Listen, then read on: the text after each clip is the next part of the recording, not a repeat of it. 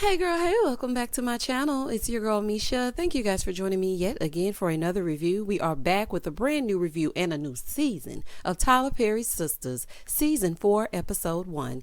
If you are new here, then welcome. I give lighthearted reviews with a little bit of laughter and a little bit of shade and a whole lot of detail. If you are back for a second or third time, then welcome back. Y'all, please don't hesitate to like, comment, and subscribe to my channel. Share it with a friend, honey. Tell somebody who knows somebody who gonna tell somebody. Okay, share it on the Twitter, the Instagram, and the Facebook. Now, child, let's get into it if we gonna get into it.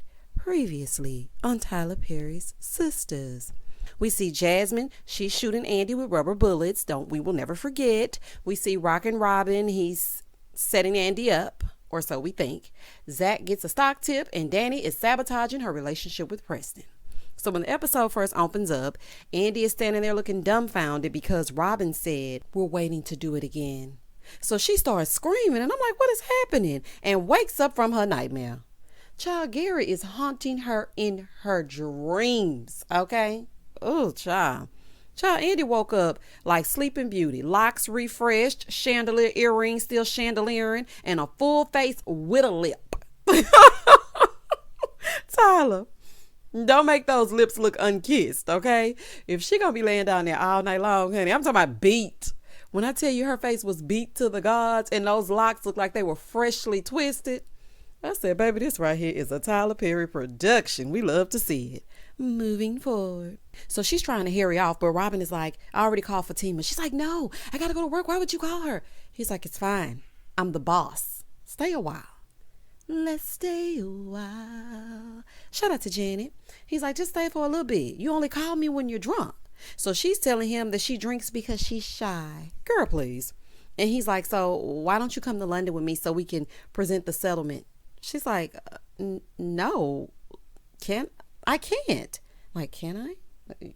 Please? Like, girl, if I were you, honey, I would have been in the friendly skies waving from the PJ. Do you hear me, honey? London town, me, honey. I ain't got to go to work. I'm dating the boss, allegedly.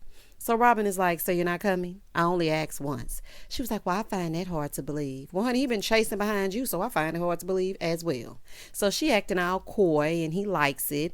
And she goes and gets changed for work. She's like, I hope you're not watching me walk away. He's watching. Shout out to Waiting to Excel. Honey, hopefully she hits that shower and hits her whatnots before she goes to work. My girls hold me down. The boys mess around and sing. In the next scene, Danni opens the door to Preston standing in the hallway, child. Preston gonna pop up if he don't do nothing else. He's like, who is this? She's like, he's my friend. Preston said, hey, friend. So, baby, El Fuego turns into Maurice. He's like, hey, oh my God, girl, we love us a good cowboy. Hey, cowboy, girl, he is cute. Whole time trying to throw him off their scent. But Danni, she ain't putting on for the city. She's sitting there like, what? What are you talking about? Like, what's being said? Danni, he trying to stop you from getting caught up, honey. And Danni, just a side note, your makeup is looking beautiful as well. Like, Tyler, you are really listening. Danni looked so pretty in this scene. If you don't know what I'm talking about, go back and watch this scene and look at that natural beat. Like, it was everything. Honey, melanin was popping. Moving forward. And child, you can tell he's done this before. She's like, what are you doing? He's like, well, it's the quickest way to throw him off. Well, honey, at least he was down to help. So Fuego kicks rocks and Preston's not buying his little act. So he leaves. So Preston is like, so what's going on here? He said, is he licking your butt too? Baby, he ain't gonna never forget that butt licker. Never. Okay? And I hope not.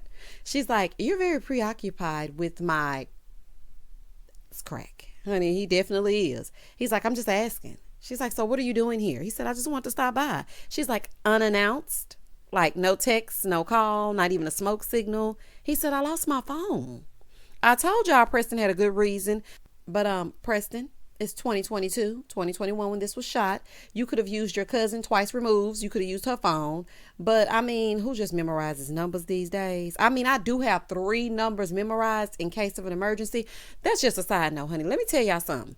Y'all need to make sure that y'all memorize some numbers because cell phones have us spoiled. We don't memorize the numbers. Back when we had landlines, you had to get that area code and you had to know that phone number. It was a 10-digit number and you had to know that thing by heart, especially if you had a little crush. Honey, you be dialing this number 555-555-5555.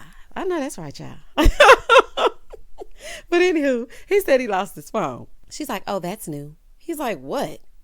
She said, I don't like you just stopping by. He said, I thought you were going to be happy to see me. So then she starts in with the fact that she's been listening to podcasts and reading books and really working on a way to express her feelings to him. And he's like, that's all you do is express your feelings. That's all you do is tell me how you feel. She's like, no, but not in this way. Not when it comes to you. Danni, you're confusing me. You were hurt when he didn't return your call, but when he shows up, you don't want him around. Like, I would be done with you if it were me. I would be completely done with you. She's like, I tried, but then you run out of the door and you ignore me. That is not the truth. You told him you didn't want him in your space. He was coming home every day talking about the cows. You didn't want to talk about the cows.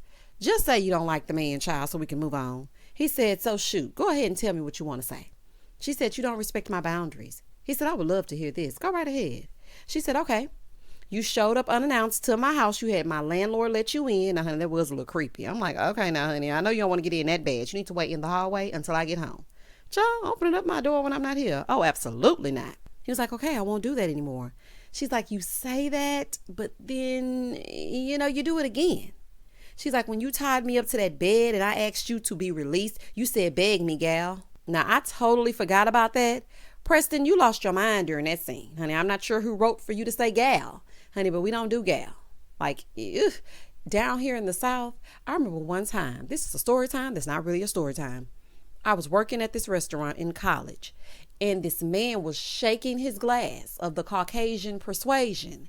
And that man said to me, get me some more tea, gal. Let me tell y'all something.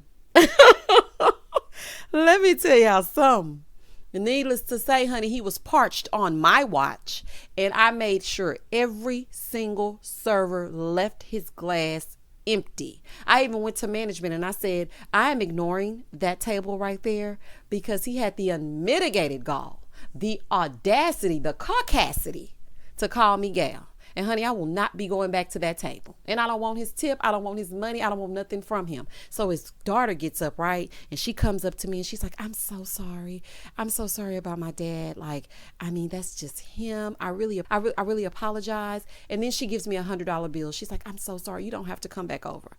I am so sorry. I'm like, honey, I'm going to take your little money and whatnot, but keep your daddy away from me. And honey, that's before we were supposed to do 6 feet per the CDC. Child, just a side note.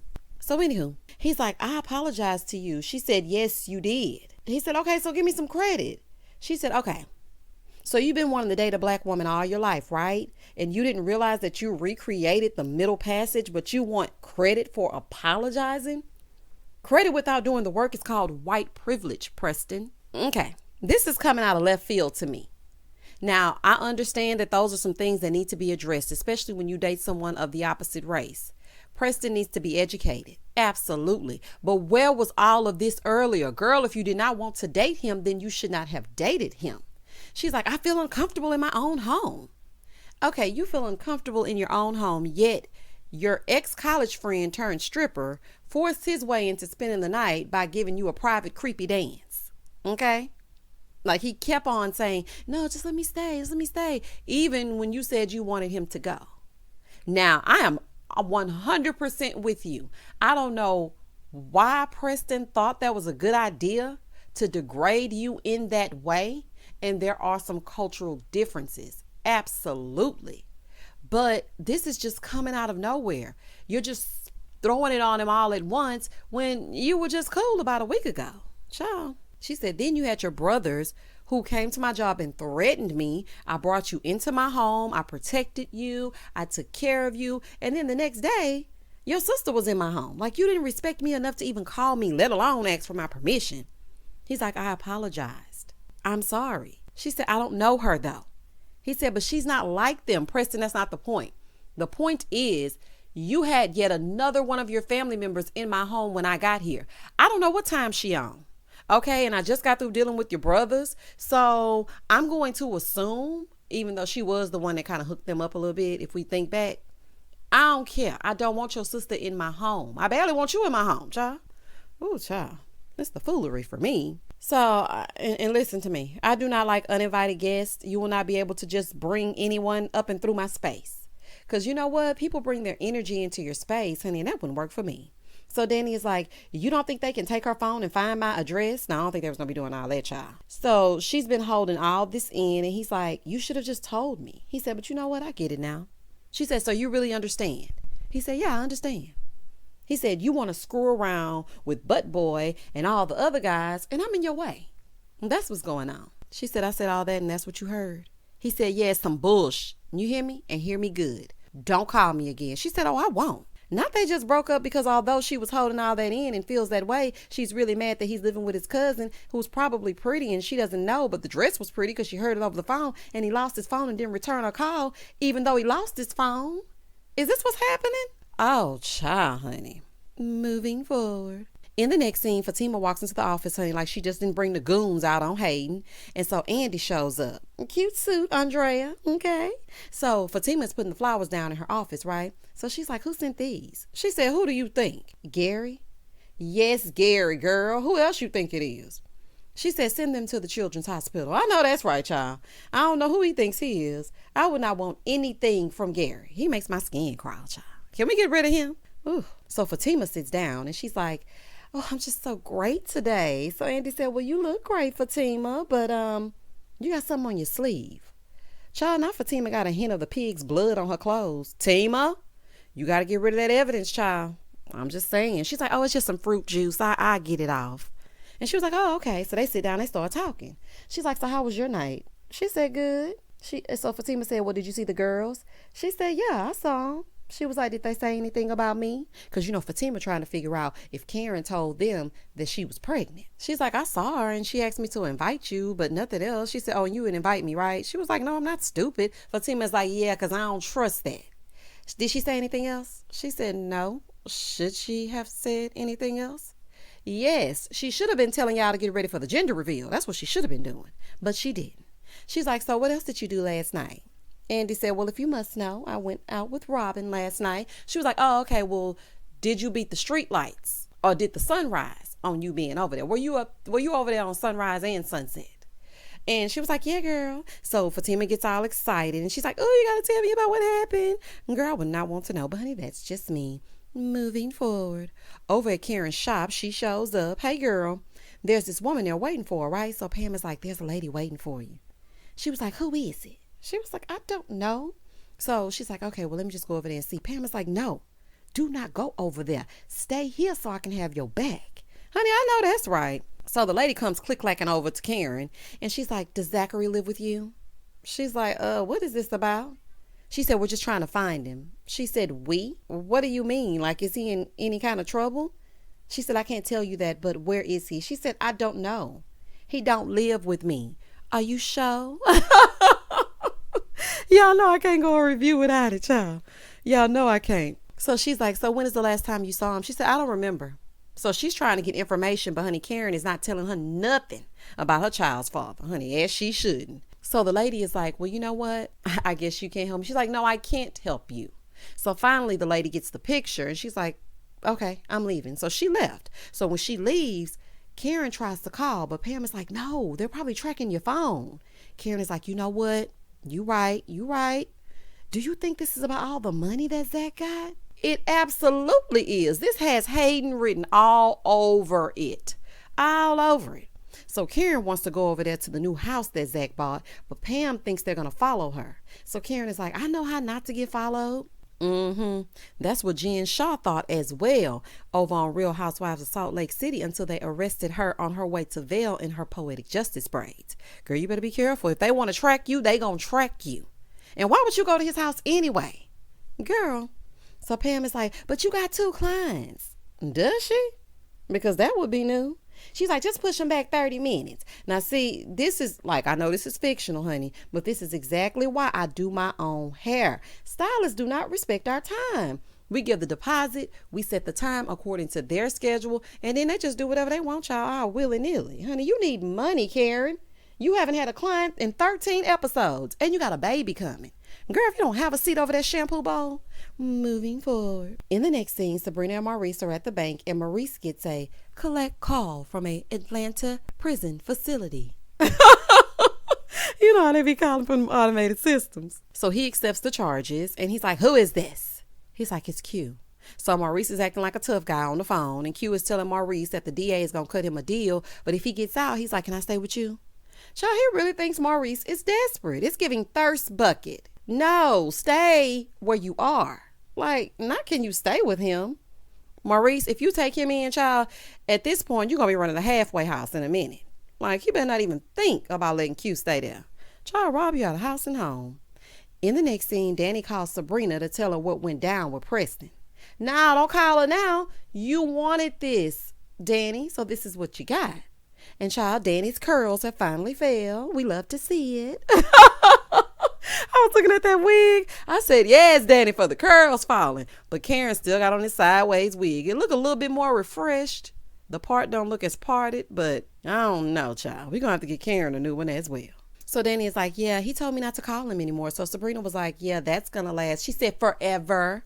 Okay? He's done with me. I mean, we just don't have enough in common. Danni, who are you trying to convince, honey? Because you ain't fooling me. Moving forward. Back over here at the empty bank, Calvin rolls up. Child, Tyler been listening to these reviews. He been listening to the Twitter. He been listening to the people because the bank has a little buzz today. Child, there were like 5 customers. When Calvin came in, he had to say, excuse me. Tyler was a customer in the bank. So Sabrina called Calvin because Maurice is mad at her for mentioning his dad. Now what Calvin gonna do? Child, you know he don't respect Calvin. So Calvin enters at his own risk while Maurice is doing the audit. And Maurice is like, what do you want? He's like, I'm just checking on you. Maurice said, I'm fine, bitch. And get out of here wearing those tight pants. I'm the only one that can wear tight pants. Y'all know I love Maurice. Child, not a stipulation on the tightness of his britches. Child. So Calvin is like, I don't even know why I try. Ain't no helping you. Maurice said, no, none. Good night. Good night, honey. Buenos noches. Shout out to Carisha. So Calvin is like, well, I just want to introduce you to my friend. He's in town. And, I wanted to introduce the two of you. Maurice was like, what are you trying to do? He said, I'm trying to introduce you to someone. So Maurice was like, well, just have him come to my home. Calvin said, okay, I'll have him come to our home. Meanwhile, Calvin goes, stop stressing Sabrina. He said, ain't nobody bothering that bitch. Calvin said, she loves you. So Maurice was like, I would love for her to get some new clothes. Oh, he does not let up on Sabrina. That just means he loves a child. It's like a kid on the playground. Y'all leave Maurice alone, honey, to count them same $1 bills, child. Please leave him alone. Moving forward. In the next scene, El Fuego, he shows up at the airport yet again on his way to Miami. So he goes up to ask Danni if she wants to go out. She's like, no. I can't. Like, what if I was a stripper? He said you were last night. Danni, did you do something with Calvin's doppelganger? Oh, girl, that dance alone would have dried me the hell up. Oh, absolutely not. She's like, I can't do it. I just can't do it. Like the stripper thing, it's just not for me. He's like, well, what about last night? So you played me? She's like, that was just fun. So, baby, he gets pissed. He starts leaning all over the counter, talking real strong, telling her she don't have to have an attitude, and she getting on his nervous system and whatnot. And he was like, you don't have to be so rude, child. Gets his luggage and walks away. Child, he is too much for me. He wants Danni to do what he says when he says it. I don't care for him at all. Like, if you're going to put up with this, you might as well get back over here with Preston. Girl, goodbye. So then this random guy out of nowhere, he walks up and he's like, oh, he told you. So they start going back and forth and back. I don't know why he was flirting. I'm not sure why. And he's like, my name is Logan. She said, yeah, my name is uninterested. Honey, I know that's real. Danni bring all the boys to the yard at that airport counter, honey. Tight curls and all. Moving forward. She said, yeah, let me just go ahead and get to working. So, child, she click-clacks over to Howard. Howard ain't no help at all. She was like, I think I got a pimp over there at my gate. And he was like, okay. She said, what are we supposed to do? See something, say something? I suspect that the guy is trafficking young girls. Now, that's serious, baby. These storylines are taking a turn. Child, not the sex trafficking and talks about race and relationships. I was going to say something else, but I don't want to jump ahead in case you have not seen the episode. So let's continue. Back on the other side, Zach is at the house with the contractors and Karen shows up. He's like, so this what we doing now? Like, why are you here? So then Karen tells him that an officer came looking for him. He said, "What she look like?" Karen said, "She looked like the laws." I thought that was so funny. I was like, "Karen, that's a good one, child." Oh, now she look like the laws. He's like, "We aren't together, so why are you worried about me?" She's like, "No, we're not together, but I will not have a baby coming, and I don't want my child's father in prison." He's like, "Well, what I'm doing, this isn't illegal. I bought this with my own money. Like, I swear to you, it's not illegal." She said, "Okay. So since you're sure, then what should I tell her when she comes back?" He said, "Give her my number." She said, "What?" Honey, she wasn't expecting that. He said, "Yes, give her my number. Just give it to her." She was like, "Oh, okay. So since you so show, you want to show me around the house?" Now, clearly, Karen, clearly, you see there's work being done. Zach is like, there's plaster and work being done. It's dusty. It's just not a place, it's nails everywhere. It's not a place for a pregnant woman. He's like, "I'm just trying to look out for you." She was like, "You ain't looking out for shh." Okay, Karen. Oh, my goodness. You get on my nerves. Like, you really irk my nerves. This is exactly why he's over on the other side. Well, go on in there then, Karen. Go on in there and set yourself off. Child, I would let her go right on in. Like, why do you need to go inside anyway? Oh, okay, you want to pick out the baby's room. Girl, goodbye. So she's like, it don't make a difference to me. You probably lying anyway. See, this is why it's over. Your little mood swings. So then she click-clacks her heels right on down the sidewalk because she parked around the block. Moving forward. Back at the bank, Calvin is telling Sabrina that he wants to take her out, and she accepted. So they started talking about Maurice and Q hooking up, and Maurice being hooked up with Calvin's friend. So then Maurice comes sashaying by. He's like, "You just need to get out of here. And you, Calvin, I'm surprised you can stand at the same place you twirled and fell down like you were wearing a Statue of Liberty costume. How you doing?" Oh, shout out to Wendy Williams. Maurice don't got the sense God gave a goose. Oh, child, I know Tyler did not write that for you, Maurice. I know that was you. Oh, child, that was so funny, honey. I rewound that like 3 times. Baby Calvin show got it at the end. Back at Andi's office, she's spilling details about Robin's big member, and she gets a call that old Rockhead Gary is in the front. So Fatima is like playing it off. She's like, "She's in a meeting." "Here go, Andi." "I'm not in a meeting." "Girl, be quiet. You know exactly who she talking to." So Fatima runs an interference saying that, Andi's in a meeting. He's like, "I'll just wait." She said, "Oh, okay, well, you're going to be sitting there till tomorrow." So then Gary gets up, playing in Fatima's face, and he was like, "Y'all playing games." So he tries to go around her, right? She was like, "Look, I'm not her. Don't make me show out amongst these good Caucasian folk, because I will. I will beat your ass and then make you catch a case." Child, you better ask Hayden, honey. He ain't been in at all today. Moving forward. So Gary is steady trying to talk to Fatima while she tells him how she's going to set him up for a little jail time. She's like, "I'm going to fall down those stairs and then I'm going to pin it on you." So back in the office, Andi tells Fatima, "Listen, this is just between me and you, but Robin actually runs the company." So Fatima was like, "What? I know you in line." She was like, "Yes." So Fatima was like, "Oh, so he got his money long." And Andi was like, "Yes, big bank take little bank." So Fatima is like, "Well, you know what? You need to take your time." She said, "Take my time like you taking your time with Zach? Stop worrying about her and Zach, Andi. Worry about Gary giving you nightmares. Worry about that." So Fatima is like, "Yeah, I'm glowing, because when it works, it works." So Andi said, "Yeah, it works because he got all that money now." Andrea, allow me to correct you. No, actually, she liked him when he was broke, living out of his car, and getting falsely arrested by your BFF Karen. Okay? Andi's shady. Honey, I would not talk to her. It's something about her that just rubs me the wrong way. But Andi, you need to be neutral. You claim you don't want to be on this side and you claim you don't want to be on the other side, but yet you giving your little 2 cents, honey, and you ain't fooling me. She's like, "So how's he been?" "None ya. Absolutely none ya." So then Fatima was like, "I don't know the old Zach, but the new Zach, he's happy." So Andi was like, "Well, Karen will want to hear that." Child, so then everybody starts running. So they looking over their shoulders like, "Why is everybody running? What is happening?" And child, when black people see one person run, we all run. So Andi was like, "Well, maybe we should start running too." So then the receptionist comes in and she's like, "Andi, Hayden has been found unalive in the parking lot." And scene. Oh my gosh. Fatima, child, if they tie you to his death, you and Zach gonna be like Bonnie and Clyde. And girl, you better get rid of that Monica Lewinsky dress you got on with all the evidence all over with all his DNA on it. Oh, child, this is about to be a fool. Baby, the episode ended so good to me. That was the cliffhanger I did not know was going to happen. Tyler, we didn't want the man to lose his job. I thought they were just going, cut him off at the knees and, shuffle him around a little bit. But child, Hayden wasn't stopping. Well, Hayden, it be your own writing. And that was the end of the episode. Y'all comment down below and tell me exactly what you thought about people being in the bank, Karen having customers, the FBI, the CIA, the Homeland Security coming to look for Zachary, and Hayden being unalive.